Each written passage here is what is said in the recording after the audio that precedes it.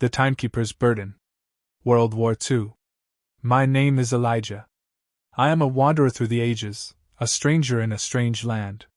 A man out of time, burdened with the weight of knowledge. I had witnessed the rise and fall of civilizations. And now, I was here, in this moment. I stood in the office of the Prime Minister of England, to ensure that the course of history remained unaltered. As I gazed around the room, I couldn't help but feel a sense of detachment.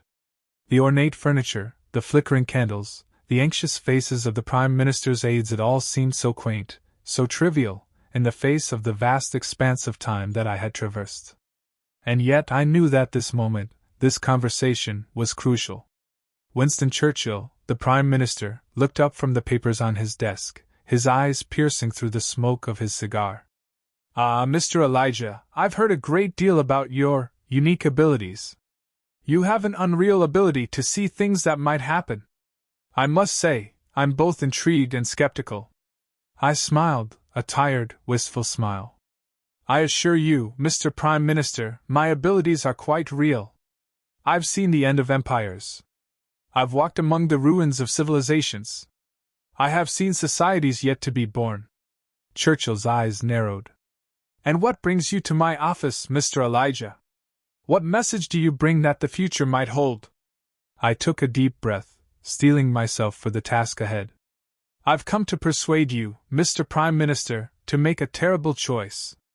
A choice that will condemn hundreds, maybe thousands to death, to sacrifice the innocent city of Coventry." Churchill's expression turned skeptical, his thick eyebrows furrowing in concern. "Sacrifice Coventry? You must be mad, Mr. Elijah. What possible reason could I have for condemning innocent lives to death?"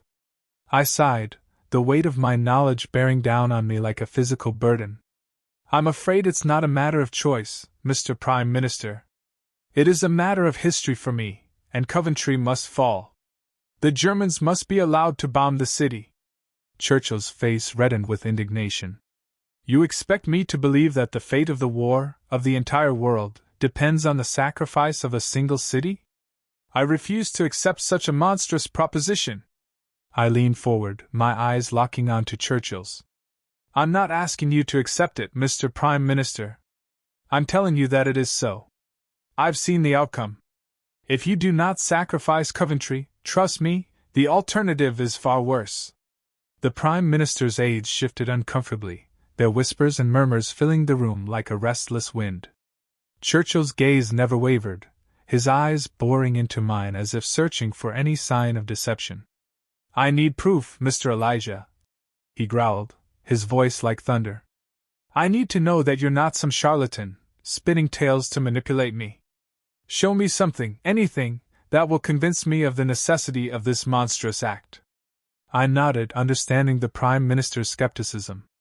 "This has been classified by yourself, yet I know the Enigma cipher machine was decoded by your cryptologist at Bletchley Park." Churchill's eyes narrowed. I continued to speak. "The Germans must be allowed to believe that their Enigma code remains unbroken." The room fell silent, Churchill's eyes locked onto mine. "You're telling me that this is what must be done to bring this war to a close?" he asked, his voice laced with a mix of anxiety and regret. I nodded, my eyes burning with a deep sadness. "Yes, Mr. Prime Minister.